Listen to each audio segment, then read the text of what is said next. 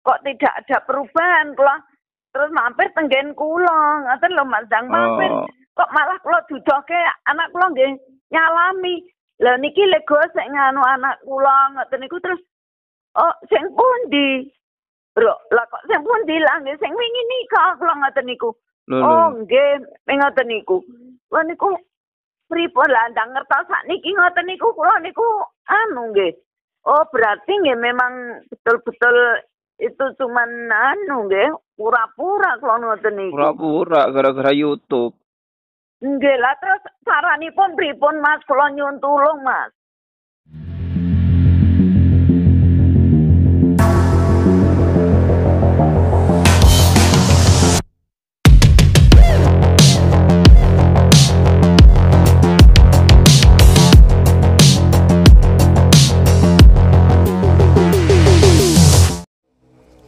Assalamualaikum warahmatullahi wabarakatuh.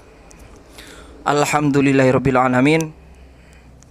Allahumma shalli ala sayyidina Muhammadin al-Fadil lima ulik wal khatimi lima sabaq nasiril haqqi bil haqqi wal hadi ila siratikal mustaqim wa ala alihi haqqa qadrihi wa miqdarihil azim.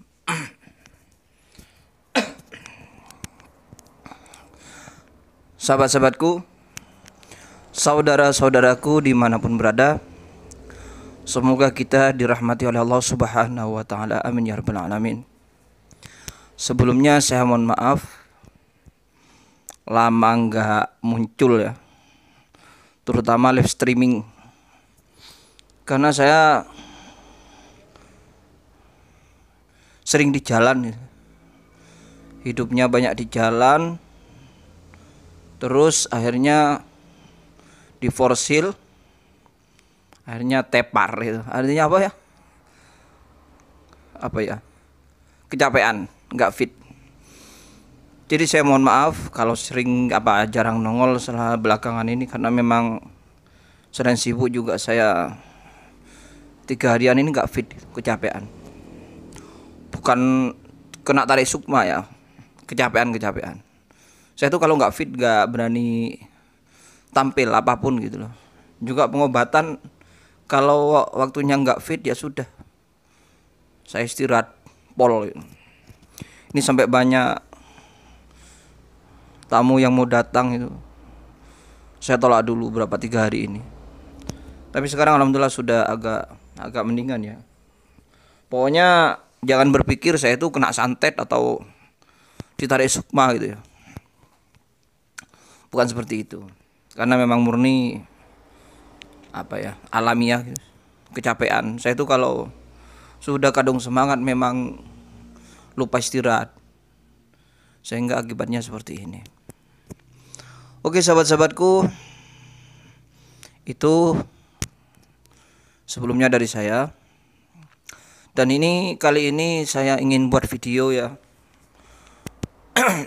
Buat video sekedar pengantar.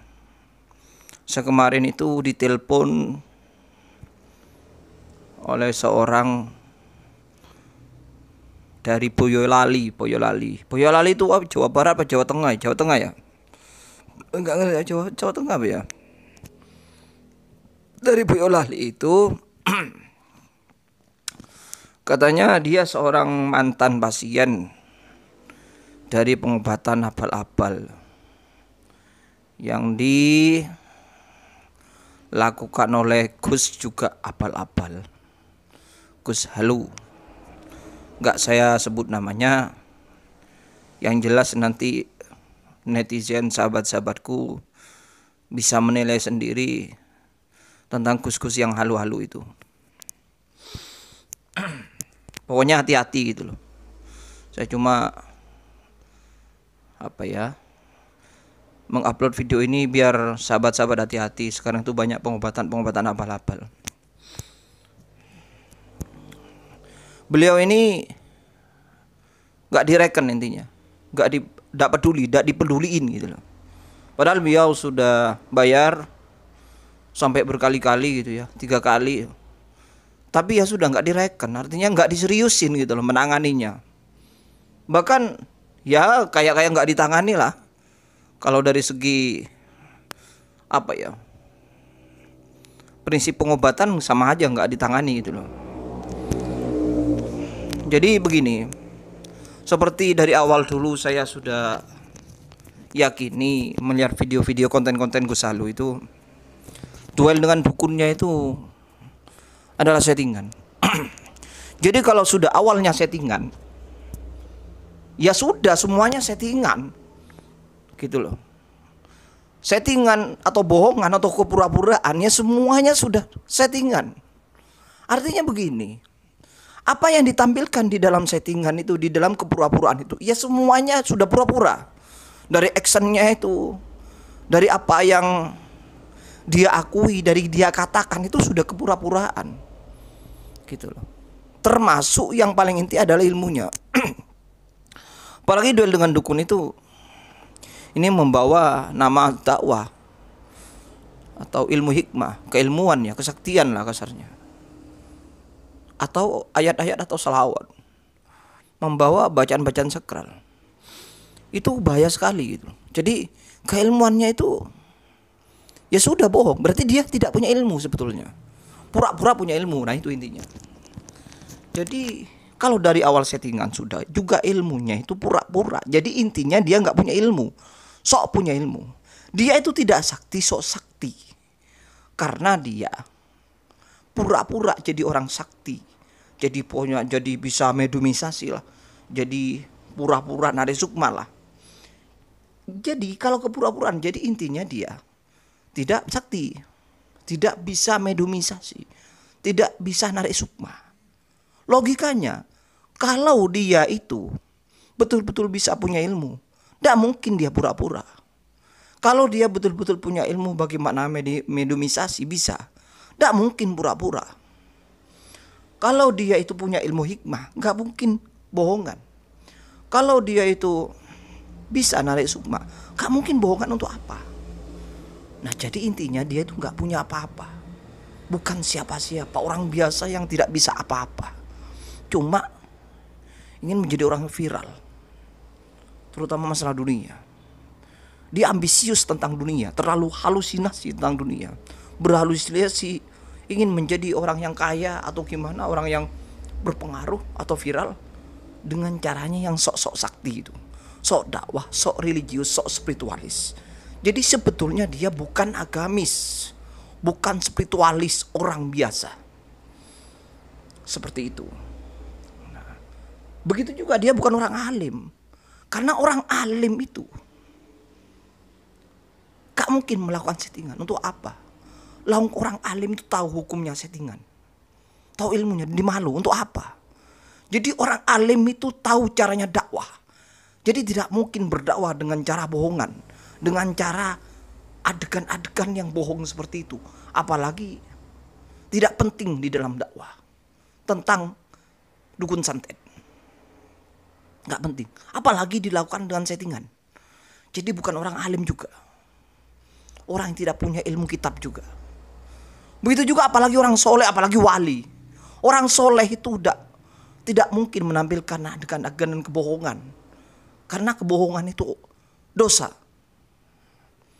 Bohongan itu penipuan, arahnya nanti penipuan. Tidak mungkin orang soleh menipu, dan tidak mungkin orang soleh itu ambisius dengan dunia, dengan menghalalkan segala cara sampai melakukan kepura-puraan. Apalagi wali, kecuali wali setan. Jadi sudah jelas. Apalagi disebut seorang hafid Al-Quran. Waduh, jauh sekali. Jauh sekali, tidak nyambung. Bukan jauh, memang gak nyambung, bukan arahnya.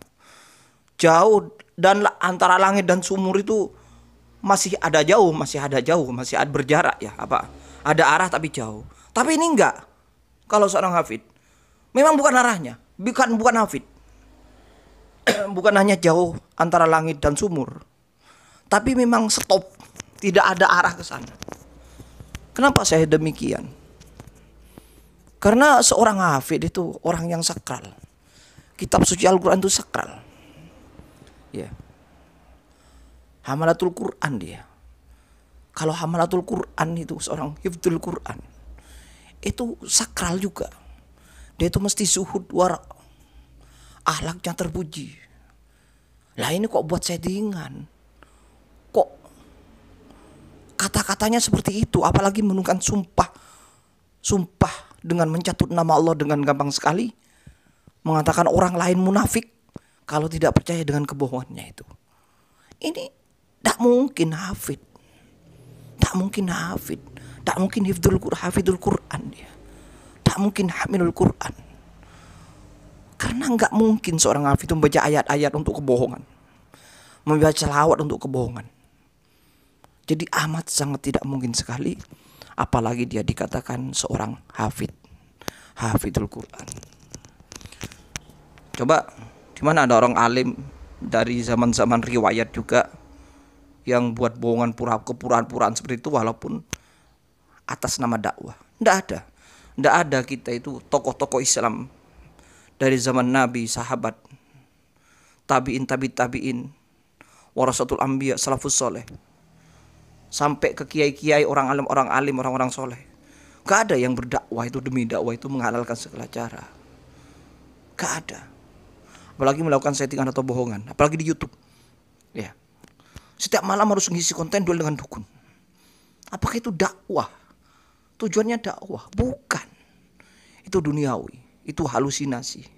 Terlalu. Bahkan bagi saya itu orang stres ya, orang psikisnya terganggu. Bukan hanya halusinasinya tinggi, tapi psikisnya terganggu. Karena sudah dilakukan berulang-ulang. Apalagi ditegur gak mau. Ditegur gak mau, nyumpah lagi. Masih sombong lagi, terusan berbuat. Itu kan psikisnya berarti gak beres. Kalau orang normal, katanya teman-teman kita ya, akalnya sehat, malu paling tidak, takut dosa paling tidak, atau takut hukum paling tidak. Ini enggak, masih cengengesan, masih dengan bangganya tampil dengan settingannya itu. Nah, malah tambah jadi. Ini kan berarti enggak beres. Ya, psikisnya enggak beres. Ya mungkin ada yang ahli psikologi, penyakit apa kayak gitu itu. Terlalu ambisius ya, tidak punya malu. Seperti itu ya. Jadi ada mungkin istilahnya psikis itu. Saya yakin ada itu. Walaupun saya nggak sekolah psikologi, tapi saya yakin itu ada istilahnya psikis, dan itu penyimpangan kayaknya. Psikologi penyimpangan itu. Penyimpangan psikis ya. Seperti itu. Ini menurut saya ya, menurut saya. Dan saya yakin itu seperti itu. Nah, kembali lagi ke kasus ibu-ibu yang nelpon saya dari Boyolali. Ini lagi di Boyolali, sekitar Boyolali atau sekitar ini tak lanjutkan lagi ya. Toh walaupun tobat, apalagi nggak tobat, ini umpamanya tobat, ya tobatnya bukan berarti dia lalu alim, lalu sati, enggak. Ya tobatnya dia itu alhamdulillah tobat, kalau diampuni sama Allah terampuni dosanya, masalah settingan, yaitu masalah Allah. Lalu tobat publik juga, minta maaf kepada publik. Lalu apakah dia betul-betul menjadi sakti? Tidak. Tetap aja dia itu tetap, terutama bagi saya, dia itu orang biasa, yang tidak sakti, juga tidak alim, juga tidak soleh. Ya orang biasa. Orang biasa gitulah. Bukan berarti umpama tobat dia adalah asli seorang alim, atau seorang gus, atau seorang ustad, atau menjadikan dia sakti. Enggak, ya orang biasa. Karena tadi enggak mungkin orang betul-betul alim atau soleh itu melakukan settingan atau kebohongan. Enggak mungkin, apalagi seorang hafid. Apalagi setelah tobat dia menjadi hafid. Wah, ya kecuali ngafal Al-Quran setelah tobat. Kalau nggak hafal ya enggak menjadikan dirinya hafal. Seperti itu sahabat-sahabatku. Kembali kepada ibu yang nelpon saya dari Boyolali. Ibu ini nelpon, begini ceritanya, nanti saya ditelepon kemarin ya, bukan video call, tak rekam gitu loh. Ini saya share ini share ini saya sudah izin ke ibunya, dan tidak ada nama kok, tidak ada nama. Jadi masalah identitas pribadi tetap terjaga. Ya cuma tempat lah, dia di Boyolali sana, Boyolali Klaten gitu loh. Jadi hati-hati sahabat-sahabatku yang di sekitar Jawa Tengah, Boyolali Klaten, hati-hati dengan dan sekitarnya semuanya juga. Ya kebetulan ini kasusnya di Boyolali, ini yang nelpon saya dari Boyolali atau Klaten. Hati-hati ya. Di sana juga sekarang ada, apalagi konon ada safari pengobatan halu ini gitu ya. Sampai ke Klaten gitu ya, ke Boyolali mungkin. Hati-hati. Ada safari-safari pengobatan dan pengobatan apapun, kalau kiranya lihat dulu pengobatannya. Kalau kiranya halu jangan. Lihat dulu latar belakangnya, terapisnya itu siapa. Track recordnya lihat dulu, jangan sembarangan. Jangan gara-gara viralitas di YouTube lantas kita percaya. Lah susah kalau kita sampai menganggap kualitas seorang diukur dari viralitas di YouTube, itu bahaya. Apalagi cuma sekedar subscriber itu bisa dibeli konon. Subscriber itu bisa dibeli. Konon satu HP itu bisa sampai puluhan email ya, puluhan link untuk bisa subscribe. Jadi gampang kalau subscriber, apalagi bisa dibeli, konon seperti itu. Dengan uang segalanya bisa, apalagi cuma beli subscriber. Jadi ini masalah media sosial yang dunia maya. Itu dunia maya. Gak jelas. Kalau sampai kita viralitas di YouTube atau apalagi subscriber itu dianggap ukuran kualitas kebaikan seseorang, kualitas kebaikan seseorang, itu bahaya. Itu bahaya. Karena sering nongol di YouTube lalu dianggap kiai alim. Karena sering nongol di YouTube duel dengan dukun lantas dianggap ahli hikmah, orang sakti, apalagi wali. Wah, rusak kalau seperti itu, rusak. Akhirnya ketipu Anda. Jangan sampai. Contohnya nih ibu ini. Jadi awalnya ya lihat dari YouTube, lihat sakti. Nah ini terbukti bahwa video-videonya dia itu Gus Halu itu pembodohan. Karena dianggap serius sama orang. Ini buktinya. Ini kan kemarin juga sering kan tentang pelecehan seksual, itu kan gara-gara ada tahu dari YouTube awalnya. Kasus-kasus penipuan TKW yang kemarin sebelumnya video ini ya, yang juga ketipu ngirim transfer uang agar ibunya diobati ya, tapi nggak direken gitu ya, kadang transfer berapa juta gitu. Begitu juga ibu ini, tahunya dari YouTube, akhirnya pas kebetulan buat safari juga pengobatan. Ini hati-hati daerah Jawa Tengah ya, Boyolali, Klaten ya. Jadi di Klaten konon seperti itu. Akhirnya dia disambangin di rumahnya. Lah nyambangin di rumahnya itu dia nyangoni 1 juta biar anaknya ditangani. Gak ditangani, ya sudah, bertamu pulang. Ya namanya orang awam ya, sungkan lah dikunjungi orang terkenal di YouTube sakti ya, terkesan sakti, masih ngasih dia 1 juta. Apakah dia salah? Bukan ibunya yang salah, gara-gara Anda tampil sakti itu.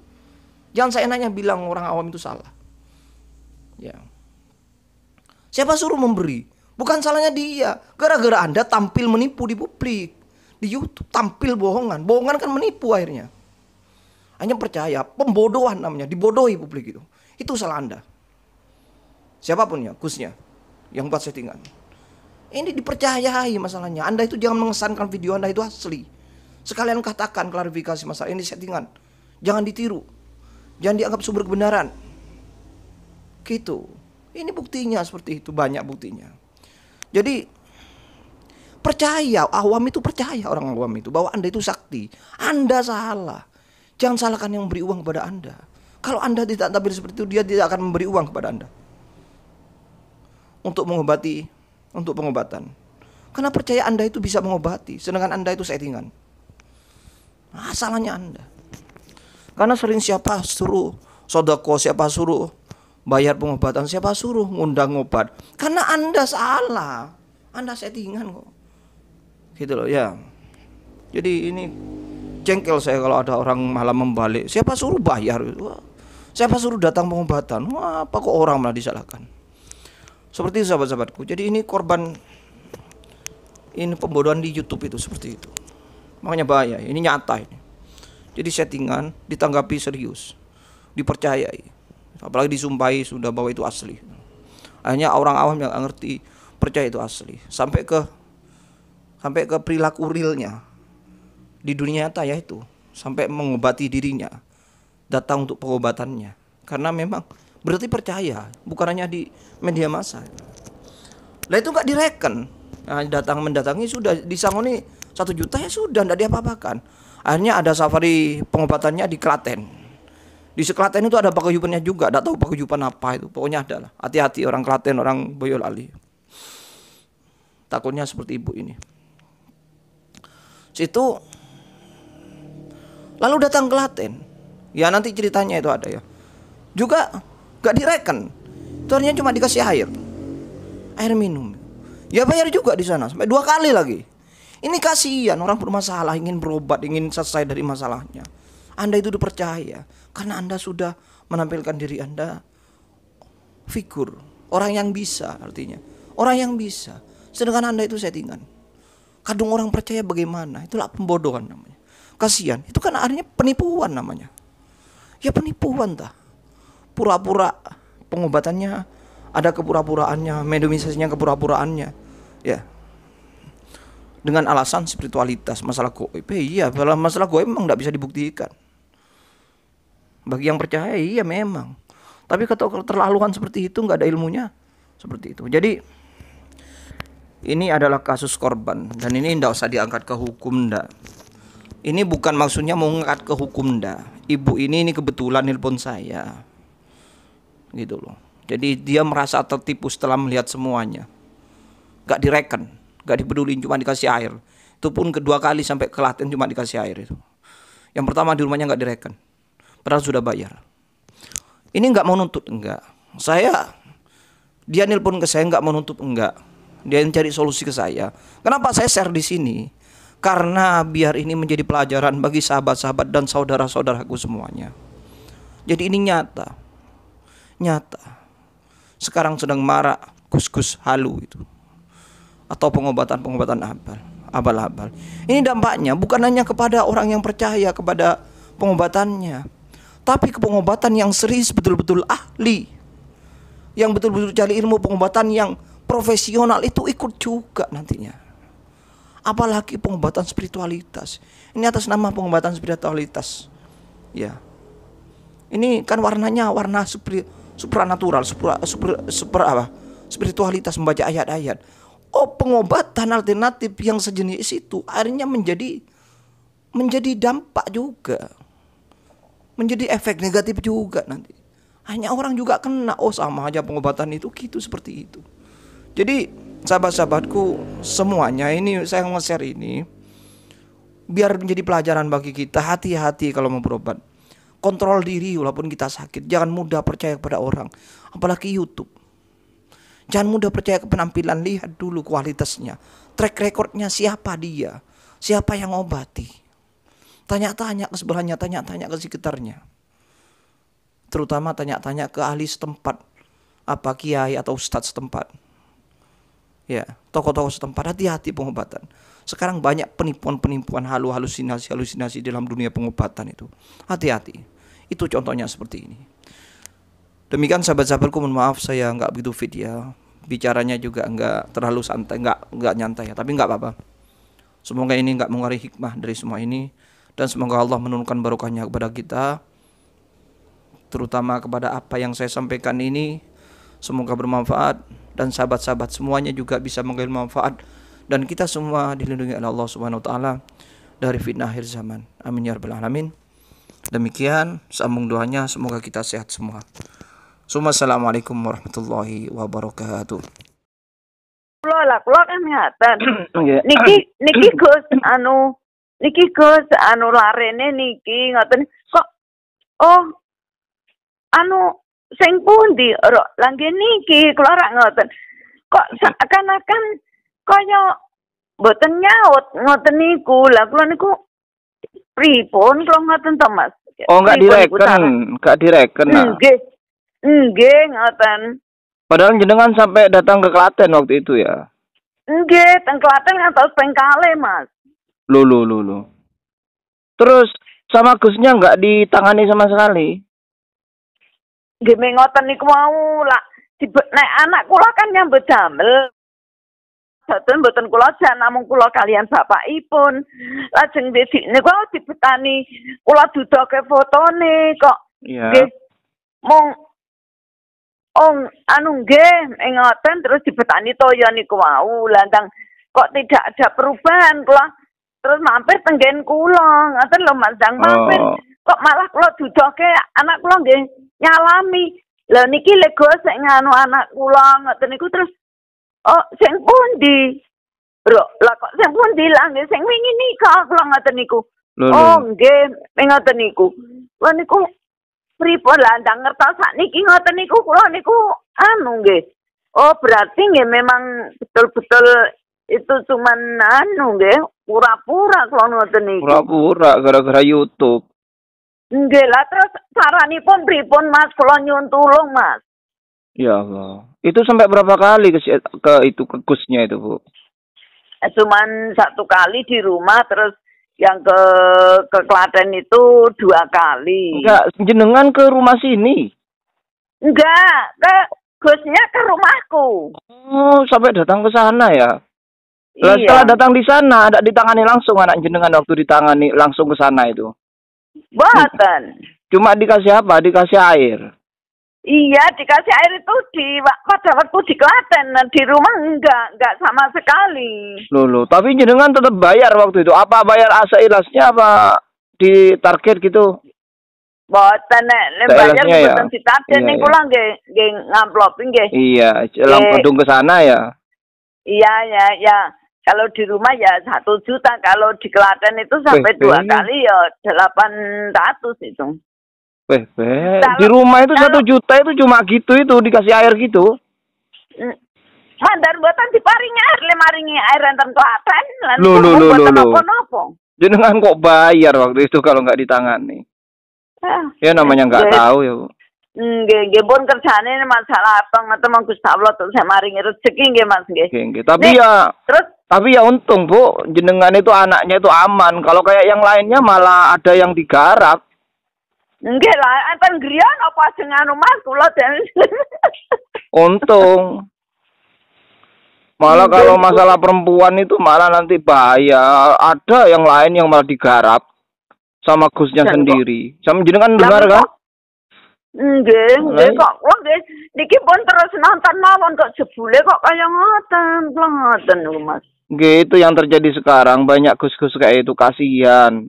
Cuma demi uang malah orang sakit jadi korban. Orang sudah punya masalah, sudah sakit malah tambah jadi korban. Kok tega gitu. Lah nggih. Makanya tak ungkap. Terus, Bu? Lah terus ngeten Mas, kula niku nyuwun tulung panjenengan. Nggih. Terus pun dicaranipun anak kula niki lho Mas anu pripun niku nggih. Sebetulnya yang pas itu ya ketemu langsung, Bu. Saya tuh nggak bisa ngira-ngira dari jauh. Soalnya saya bukan karakter orang yang halusinasi.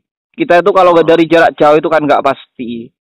Jadi kasihan. Umpami Mas. Nggih. Umpami Mas, kula kirimi foto ning ngaten pripun Mas? Anu panggenan HP ngoten Mas.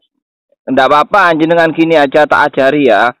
Nanti kalau nggak ada perubahan, mungkin bisa ke Malang atau saya bisa ke Boyolali sana nanti ya. Sementara jenengan yakini aja tak kasih amalan ya. Nanti tak bantu dari sini fotonya nanti dikirim ya. Nggih, anu terus nyuwun anune Mas. Niki nomor jenengan nggih. WA ada WA-nya ini, Bu. Oh, niki damel WA niki. Nggih, WA. Terus gini caranya. Nggih. Ini jenengan kan ibu kandung. Nggih. Ibu kandung itu doanya lebih ampuh ya. Tak kasih pahami, ibu kandung itu lebih ampuh, batin jenengan itu lebih ampuh. Begini, sementara ya, jenengan kirimi saya fotonya, tak bantu doa dari sini. Tapi lebih penting doa jenengan. Jenengan itu setiap hari bacakan anak jenengan, khusus anak jenengan, batin dengan hajat apa itu. Halo? Halo? Halo. Halo, Assalamualaikum Mas. Waalaikumsalam. Mati, Bu. Terus urusanipun telas. Oh gini, jenengan sementara ya yakinkan, jenengan kan orang tuanya. Nggih. Ibu kandungnya, jadi ibu kandung itu doanya paling ampuh. Ini, jenengan bacain salawat Jibril, salawat yang pendek itu. Nggih. Sallallahu ala Muhammad, sallallahu ala Muhammad itu kan pendek, ngerti ya? Itu 1000 kali minimal setiap hari. Ya, pendek kok. Ampun niku Mas. Apa? Ampun niku Mas. Kula pun Mas. Salawat Jibril niku nggih sakpoke saking Klaten niku nika bulan Juli. Nggih. Ya keten Mas setiap hari 1000. Oh, gini. Niatnya jenengan gimana? Nggih, Kan nggak ada niat. Waktu baca itu biasa kan, nggak ada batin gitu loh. Jadi tetap sekarang tambahi batinnya ya, batinnya tambahi. Nggih. Jenengan satu duduk itu taruh di, biasanya jenengan baca itu kapan? Kapan waktu kapan? Setiap kapan? Setiap siang hari, Mas. Kalau bisa setelah subuh. Oh, setelah subuh. Ya, kalau bisa setelah subuh ya, soalnya setelah subuh itu waktu mustajab. Kalau nggak bisa sebelum subuh, setelah subuh. Kalau bisa setelah sebelum subuh, kalau nggak bisa setelah subuh itu mustajab.